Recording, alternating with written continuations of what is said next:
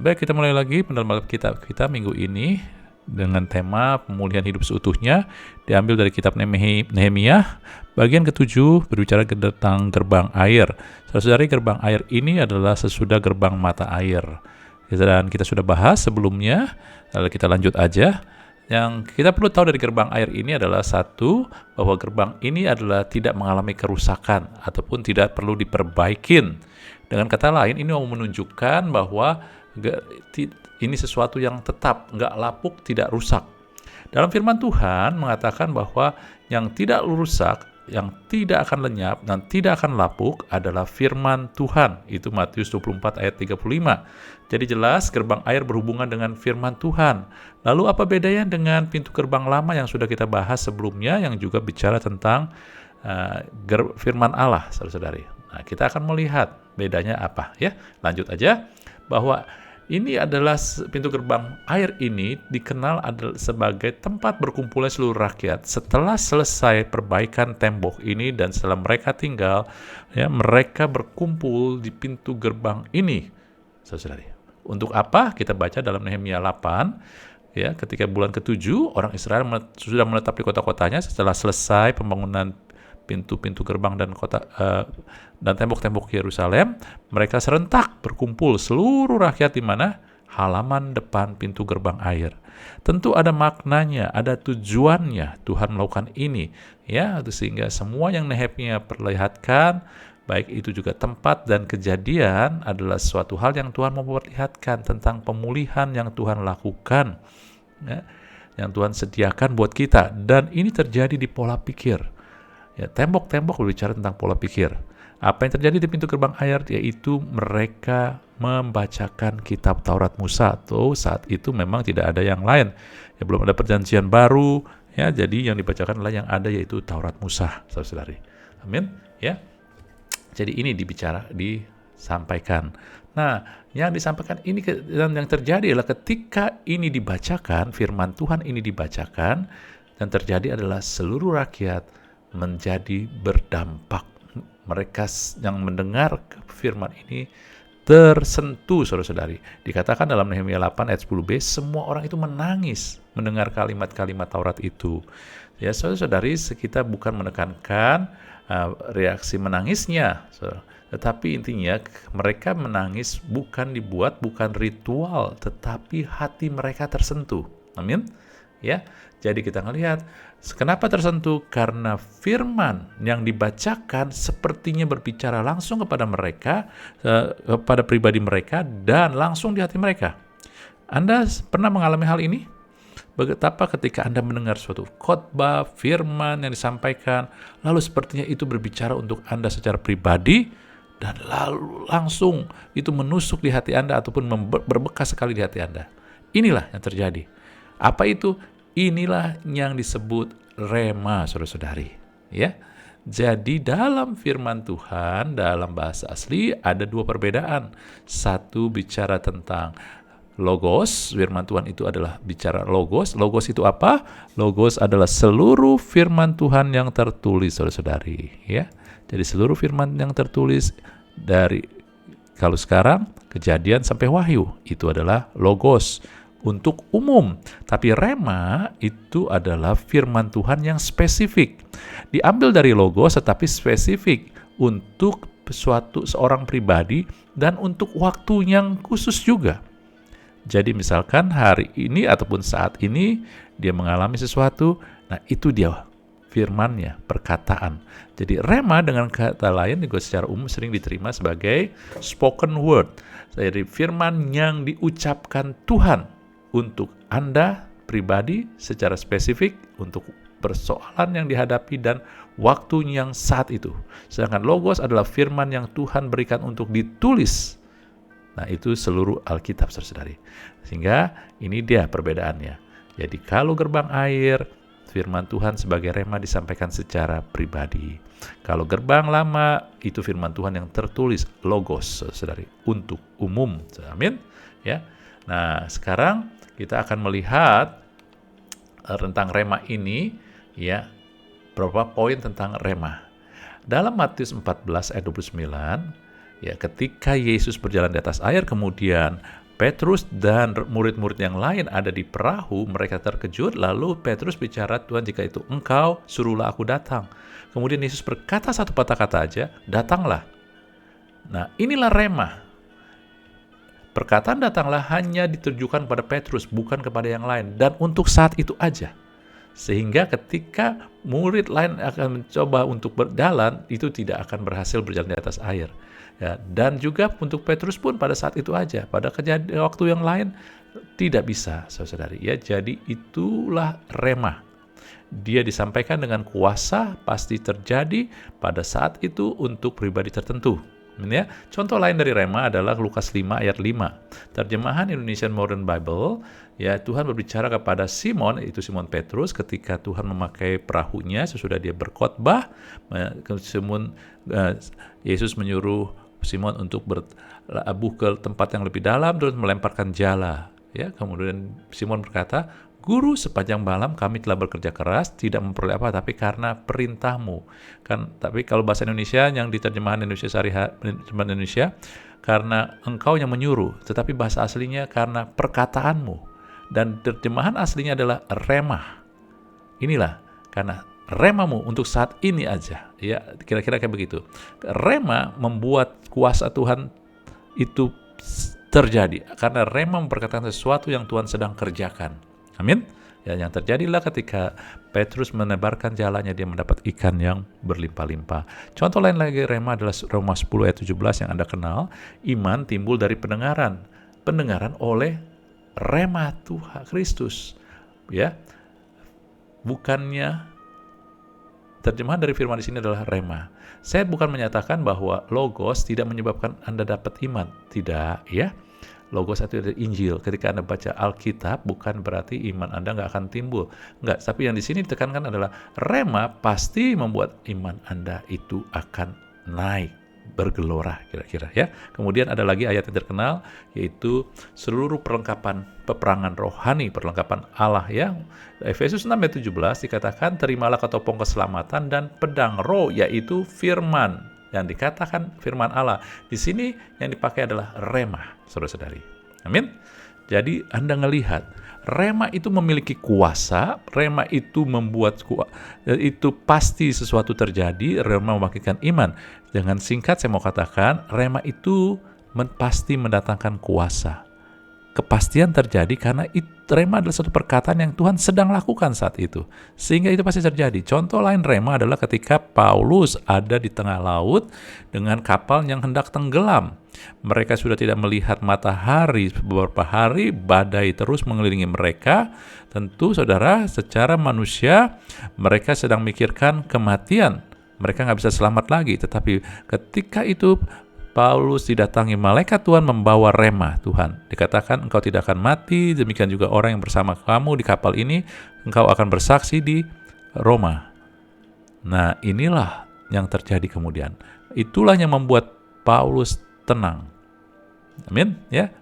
Nah, rema pasti mendatangkan iman, rema juga bisa memberikan hikmat. Saudara-saudari, banyak sekali dalam Amsal hikmat ilahi, bukan hanya Amsal, Alkitab banyak sekali hikmat ilahi. Mana yang Anda mau pakai ketika menghadapi suatu masalah? Perlu remah Tuhan. Tuhan menghidupkan, yang memperkatakan, ini dia. Yang A, Amsal dari Amsal berapa, itu yang Tuhan sampaikan, itu yang jadi hikmat, itu yang Tuhan mau bukakan, saudara-saudari. Ya, jadi rema akan memberikan Anda hikmat secara spesifik untuk hal yang Anda hadapi saat itu. Kemudian rema juga akan membuka jalan dan menunjukkan kekuatan Tuhan yang adikodrati, saudara-saudari. Karena rema itu adalah sesuatu yang Tuhan sedang kerjakan dengan kuasanya.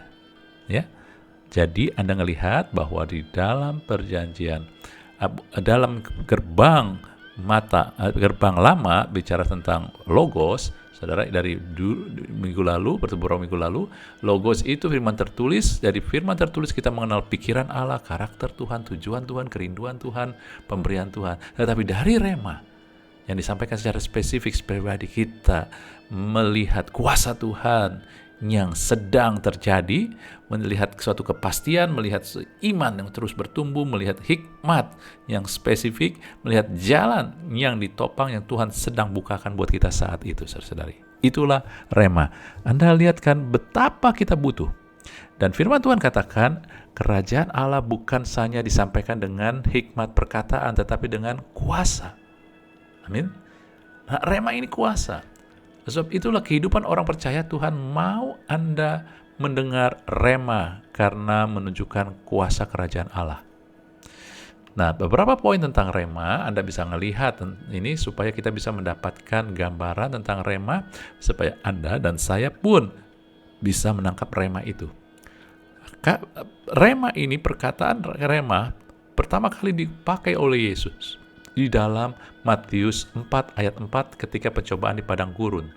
Ketika itu Yesus berkata, ketika iblis mengatakan, "Hey, kalau engkau anak Allah, ubah roti ini menjadi batu ini menjadi roti." Yesus menjawab, "Ada tertulis, manusia bukan hidup dari roti saja, tapi dari setiap rema yang keluar dari mulut Allah." Anda melihat Yesus menyamakan rema dengan roti secara fisik adalah makanan pokok saat itu buat orang Israel. Sehingga ketika Yesus menyamakan itu, dengan kata lain, rema adalah kebutuhan pokok orang percaya. Anda butuh rema untuk mendatangkan damai sejahtera, kekuatan, kepastian, pengalaman bersama Tuhan, melihat kemuliaan ataupun melihat yang dilakukan Tuhan. Apa yang sedang dilakukan Tuhan. Amin. Itu kebutuhan pokok sebagai orang percaya. Anda butuh itu, Anda dan saya tentunya. Kemudian kedua hal yang dikatakan, keluar dari mulut Allah. Nah, di dalam inilah Anda pernah dengar dalam Yesaya 55 ayat 11, firmanku, rema yang keluar dari mulutku tidak akan kembali kepadaku dengan sia-sia, tapi melaksanakan yang kukendaki, berhasil dari apa yang kusuruhkan kepadanya. Kalau keluar dari mulut Tuhan, saudara, itu akan melaksanakan yang Tuhan perintahkan. Jadi ketika Anda dengar rema, Anda tenang. Ini pasti terjadi. Pasti. Ya, itu dia. Tetapi ketika bicara tentang keluar dari mulut Allah, saudara-saudari, ya. Nah, hubungan kita dengan pribadi yang berkata itu menentukan. Jadi makna perkataan tergantung dari hubungan kita dengan pribadi yang menyampaikan. Mengapa saya katakan ini? Karena ini untuk kita bisa peka, bisa menangkap rema, saudari. Contohnya, saudari, kalau perkataan, misalkan perkataan orang tua Anda kepada Anda, dikatakan orang tua Anda tahu Anda punya hubungan dengan orang tua Anda sangat dekat, akrab, dan berkata, Anda anak yang baik sekali. Ya. Kemudian Anda dengar perkataan yang sama tetapi dari tukang jualan sayur. Kamu anak yang baik sekali. Nah, jenis hubungan berdua beda. Satu, orang tua Anda hanya hubungannya sangat baik, dekat, mengenal, ya, mengasihi. Satu lagi hubungan dengan tukang sayur yang hanya sekedar jual beli sayur. Ya, ada kebutuhan yang tukang sayur itu mau supaya Anda beli. Tentu makna perkataannya berbeda. Amin. Jadi yang mau saya katakan di sini, mau sampaikan di sini adalah begini, saudara, ya. Hubungan sangat menentukan apa yang Anda dengar. Ketika Anda punya hubungan dengan Tuhan sebagai Allah Bapa, sebagai Raja Anda, maka itulah yang menentukan Anda menangkap enggak remanya, perkataannya. Dan betapa berarti enggak perkataannya. Seperti tadi, tukang sayur perkataannya Anda pikirannya, itu hanya usaha dia supaya saya beli sama dia.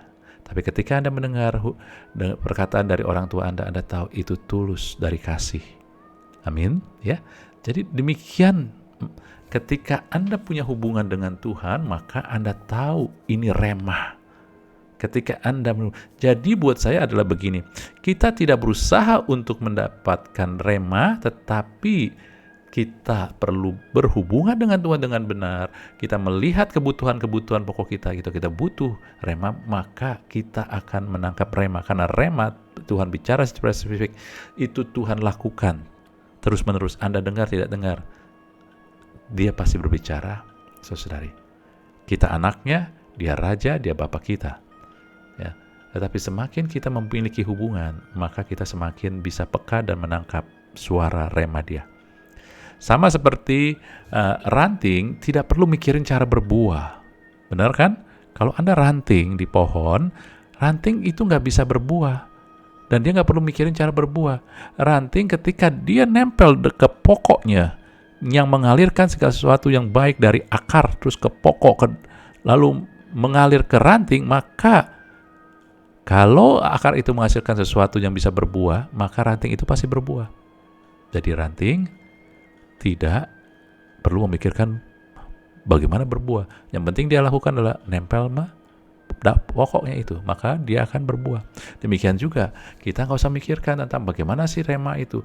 Anda terus berhubungan dengan Tuhan sebagai Bapa Anda dan juga sebagai Raja Anda pasti dengar rema. Kemudian juga, yang keluar dari mulut Allah, ini berbicara bukan kuasa perkataan yang keluar dari mulut seseorang tergantung siapa dia bagi Anda. Kalau dia adalah raja, dia bagi Anda adalah raja yang Anda percaya, yang Anda kagumin, maka perkataannya segalanya. Tapi kalau Anda melihat, dia hanya raja yang ngambil keuntungan pribadi, maka perkataannya tidak Anda terlalu pegang, percaya. Nah, inilah semakin Anda bisa melihat kebesaran Tuhan, kemuliaan Tuhan, keagungan Tuhan, kasih Tuhan, Anda semakin mudah menangkap rema, suara tuntunan pimpinan Tuhan yang spesifik ini, saudari. Ya, jadi Anda ngelihat sendiri, ya, bagaimana mendapatkan rema. Sekarang kita ngelihat daripada Nehemia.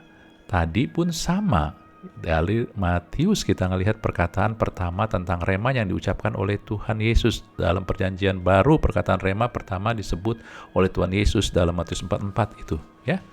Nah, sekarang bagaimana mendapatkan rema? Tadi sikap kita, ya. Sekarang sikap rema berdasarkan Nehemia 8:4-8. Kembali seperti minggu lalu, ya, ini panjang tetapi saya nggak bacakan seluruhnya, tetapi ada poin-poin yang Tuhan mau terangi, Roh Kudus mau terangi. Ya, di sini Anda ngelihat yang dimerahkan ini, saudara, ya, pagi sampai tengah hari ketika kitab Taurat dibaca, mereka baca dari pagi sampai tengah hari dan mereka penuh perhatian, mereka nggak buka-buka HP, saudara-saudari pasti. Ya, mereka nggak nguap, mereka nggak sambil minum kopi, mereka penuh perhatian dan mereka nggak sambil duduk ongkang-ongkang kaki, nggak sambil tiduran, semua bangkit berdiri dan mereka menyambut, merespon dengan amin dan amin. Mereka lalu kemudian sujud, menyembah, berlutut menyembah. Kemudian mereka mau diajarkan, saudari. Yuk kita ngelihat makna kemana semua daripada ini. Karena ini adalah kunci untuk mendapatkan rema, saudari. Pagi sampai tengah hari penuh perhatian. Kita bukan bicara ritual, kita ikutin baca Alkitab dari pagi sampai tengah hari. Bukan, tetapi sikap hati. Tuhan melihat hati. Pagi tengah hari penuh perhatian bicara tentang Anda perlu meluangkan waktu dan keseriusan. Perhatian, keseriusan. Dengan apa? Firman yang tertulis. Karena rema selalu bersumber dari logos, firman yang tertulis. Anda perlu sediakan waktu untuk baca Alkitab, renungkan itu, dengerin khotbah, ikutin PA, baca renungan. Anda juga baca firman terus. Anda perlu serius, ya. Anda nggak anggap enteng, maka inilah yang akan mendatangkan rema. Anda nggak usah usahakan, itu akan datang dengan sendirinya karena Tuhan sangat mau bicara khusus buat kita. Dia Bapa yang baik. Dia adalah sangat mau berhubungan pribadi kita. Nah, ketika mereka baca, mereka semua bangkit berdiri. Ya, kita bukannya tentang berdirinya ritualnya, tetapi sikap kita menghormati. Kenapa mereka berdiri? Mereka menghormati, menghargai firman Tuhan. Saudara-saudari, kita butuh menghormati dan menghargai firman Tuhan. Bukan dengan cara kita nggak taruh Alkitab kita di tempat yang baik, kita cover Alkitab kita dengan yang bagus. Ya, bukan menghormati kita taruh ayat, kita hias ayat-ayat, bukan itu ekspresinya, tetapi adalah kita menghormati, menghargai bahwa ini penting. Kalau kita menghargai, maka kita mau mencari, mau melihat, mau mendengar. Kalau Anda menghargai teman Anda, maka Anda mau mendengar pendapatnya. Anda mau dia, ya, membantu Anda, menolong Anda, ataupun kasih pandangan-pandangan. Amin, ya. Nah, itu kira-kira. Jadi sekarang yuk kita hargai firman Tuhan. Bukan sekedar Anda baca supaya diberkati, tetapi Anda mau tahu, ya, pandangan Allah, pola kerajaan Allah. Lalu Anda hormati, artinya Anda tidak mengkritik karena ketidaktahuan Anda, nggak ngerti, Anda mengkritik, apa nih kayak begini? Tuhan kok begini? Bukan begitu, tapi ketika Anda hormati, walaupun Anda nggak mengerti, walaupun mungkin sekarang Anda sepertinya nggak sepakat, sepertinya ya, karena jujur aja kita nggak usah pakai topeng. Kadang-kadang kita nggak sepakat kan. Misalkan perkataan lebih baik memberi daripada menerima. Kadang kita nggak sepakat. Kalau di gereja kita ngomong amin, amin, amin. Tetapi di hati kita, masa memberi terus Tuhan? Nggak boleh menerima. Kadang kita nggak sepakat. Ya, ketika kita nggak sepakat bukan berarti kita nggak setuju. Kita harus menghormati, tunggu waktunya sampai kita disingkapkan, saudara-saudari. Amin ya. Lalu kemudian mereka merespon dengan amin, amin. Saudara, dua kata diulang itu melambangkan covenant, perjanjian. Jadi ketika mereka mengatakan amin, amin, bukannya latah yang seperti sekarang sering terjadi di gereja-gereja Tuhan, hanya mengatakan amin. Amin berarti artinya percaya dan setuju.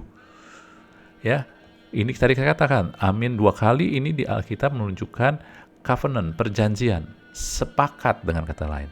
Artinya ketika firman itu dikatakan, Anda mempercaya dan Anda sepakat. Sepakat artinya Anda melakukan sesuai apa yang firman Tuhan katakan. Karena Anda sepakat, itu benar. Itu yang harus saya lakukan. Itu yang harus kita lakukan. Gitu kira-kira, saudari. Amin. Ya. Jadi inilah, ketika kita mulai bersikap hati, percaya, dan saya sepakat dengan apa yang dikatakan firman Tuhan, Anda akan mudah mendengar rema. Lalu kemudian berlutut dan sujud menyembah, saudara. Ini adalah sikap hati, ya bukan perbuatannya, yaitu kita mau meninggikan dan tunduk. Ketika kita menyembah, berlutut menyembah, itu kepada otoritas, kepada yang lebih tinggi. Dalam hal ini raja segala raja. Dengan kata lain, ketika berlutut sujud menyembah, kita meninggikan dan menjadikan Tuhan itu raja segala raja. Yesus raja segala raja. Saudara, dalam kitab Wahyu, ketika para kudus, ya para malaikat orang kudus, mereka sujud menyembah Tuhan, maka mulailah perkataan-perkataan yang luar biasa terjadi. Yang disebut rema. Misalkan, oleh darah anak domba, iblis dikalahkan. Perkataan ini terjadi setelah para penghuni surga menyembah, sujud menyembah. Nah, inilah rema, saudari. Ya, salah satunya rema buat itu. Dan sebab itu ketika Anda mulai melihat Yesus sebagai Raja segala raja, Tuhan yang ditinggikan, Anda mau tunduk, sehingga salah satu ekspresi tunduk adalah menyembah Dia, salah satu ekspresi meninggikan menyembah Dia, maka Anda akan peka dengan rema ini, saudari. Amin. Ya. Jadi esensi menyembah sesungguhnya di dalam firman Tuhan dikasih unjuk karena kita melihat kemuliaan Tuhan. Kita melihat keagungan Raja segala raja Tuhan Yesus, maka kita nggak mungkin nggak menyembah. Ya, ini berbeda terbalik dengan banyak sekali paham yang sering kita lihat saat ini. Kita menyembah supaya hadirat Tuhan turun. Saudara-saudari, ya, saya melihat bahwa Alkitab Perjanjian Baru menunjukkan Tuhan hadir di tengah kita. Yang masalahnya kita nggak sadar kehadirannya, sehingga kita nggak menyembah, nggak meninggikan Dia, adalah kita tidak melihat kemuliaan Dia sebagai Raja segala raja. Kalau kita melihat kemuliaan Dia sebagai Raja segala raja, sebagaimana juga dalam Wahyu, maka nggak ada yang tidak tunduk. Semua tunduk. Amin. Ya, itu dia. Kemudian yang terakhir, mengajarkan. Nah, ini agak unik, kok mengajarkan? Saudara-saudari, prinsipnya begini, karena pola daripada rema itu pola kerajaan Allah yang jauh dan seringkali berbeda dengan pola logika dunia. Oleh sebab itu kita perlu diajarkan. Ketika kita mau misalkan kayak sekarang kita belajar PA, akan mengubah pola pikir kita sehingga sesuai dengan pola pikir kerajaan Allah. Dan ketika kita pakai pola pikir kerajaan Allah, maka kita akan mudah menangkap rema. Jadi ketika kita mau diajarkan diubah pola pikir kita, kepekaan kita akan rema, akan luar biasa. Contohnya saudara-saudari dalam Yohanes 10 ayat 27, Yesus mengatakan, domba-dombaku mendengar suaraku dan aku mengenal mereka dan mereka mengikuti aku. Pola pikir dunia mengatakan bahwa saya mau dengar suara Tuhan, saya mau dengar tuntunan Tuhan, baru saya bisa ikutin. Logika kan? Normal kan? Benar. Ya, tetapi itu pola dunia, logika umum. Yang pola kerajaan Allah bukan begitu, saudara-saudari. Ya, pola kerajaan Allah adalah kita sikap hati kita dulu. Aku mau ikutin Tuhan. Apa yang kau mau sampaikan. Maka ketika kita punya sikap hati, mau ikutin keinginan kita dulu, maka kita pasti mendengar. Ini yang kadang-kadang mirip-mirip tapi tidak sama. Ya, saudara-saudari. Kerajaan Allah selalu gak pernah memaksa. Dimulai di hati, bukan di kemampuan. Saya mau ikutin Tuhan, maka saya pasti mendengar. Bukan Tuhan pendengarkan, saya mau ikutin. Walaupun di dalam firman Tuhan, Mazmur atau seperti banyak sekali Tuhan pendengarkan ya perintahmu, aku mau taat, saudara, ya. Tetapi ingat, itu banyak terjadi pada sebelum Yesus mati di kayu salib. Sebelum kita punya hubungan dan bukan warga kerajaan Allah. Tetapi ketika Yesus mati di kayu salib, kita telah dipindahkan dari kerajaan gelap, kerajaan dunia kepada kerajaan terang, kerajaan Allah. Amin. Maka kita harus mengubah pola pikir kita. Yang membuat kita nggak melihat rema adalah pola pikir kita. Contoh pola pikir yang lama adalah kita pikir begini. Pola pikir yang lama adalah berpusat pada kita. Saya harus mampu, saya harus punya, baru bisa saya memberi. Tapi pola pikir kerajaan Allah nggak kayak begitu. Mengalirkan, bukan berpusat pada kita.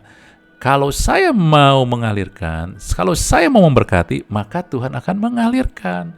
Anda tidak tunggu dulu, kalau saya terima baru saya bisa mengalirkan. Enggak.